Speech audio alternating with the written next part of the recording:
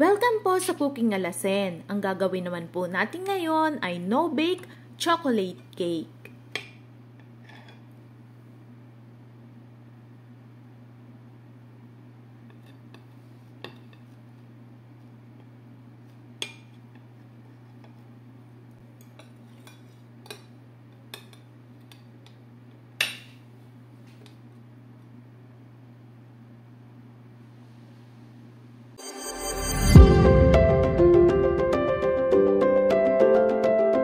Ariho ang ating mga gagamiting sangkap.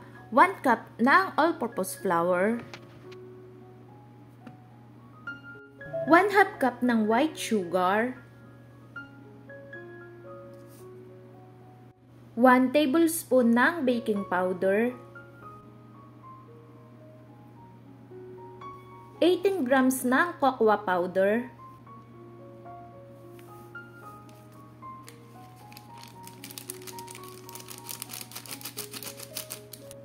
haluin lang ho nating maigi hanggang sa mag-weld combine na ang ating mga dry ingredients. Kapag kagarnihong wala na kayong nakikitang mga white ay pwede na ho are. Maglalagay din ho tayo ng isang itlog. 1/8 cup ng vegetable oil or pwede rin ho kayong gumamit ng cooking oil. At 1 cup ng water.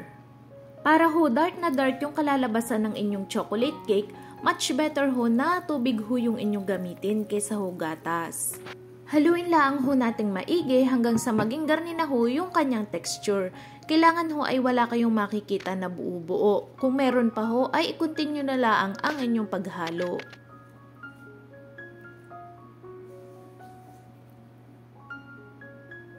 Okay na ho are, kaya ililipat na natin sa ating prepared na lalagyan. Hindi nyo na ho kailangang i-grease pa ang inyong lalagyan dahil meron na hong oil ang ating mixture. Habang ariho ay isinasaling ko na dini, ako ho ay nagpakulo na ng tubig sa ating steamer. Para pag ariho ay ating inilagay ay nakakulo na ho ang tubig. Atin na ho aring ilalagay sa ating steamer at hihinaan na ho natin ang apoy sa low heat. At lulutuin lang ho natin ari ng 20 minutes.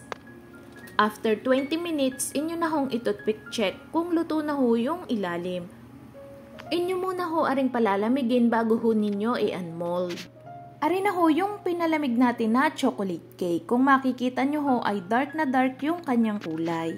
Kung kayo ho ay nakaabot na sa puntong are, huwag nyo naman ho sanang kalimutang mag-like at mag-subscribe sa Cooking Alasen.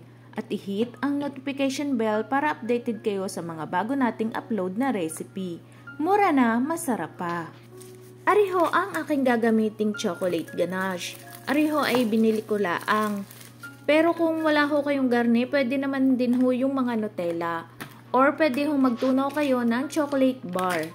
At siya ho ninyong itatopping sa ibabaw ng inyong chocolate cake.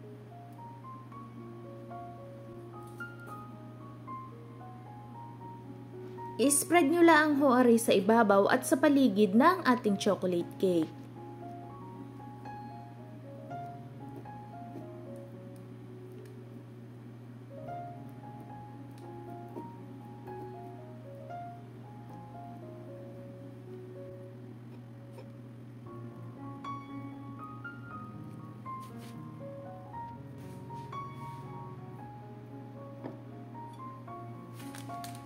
After ho nating malagyan ng chocolate ganache, ari naman ho ay bubudburan natin ng cocoa powder.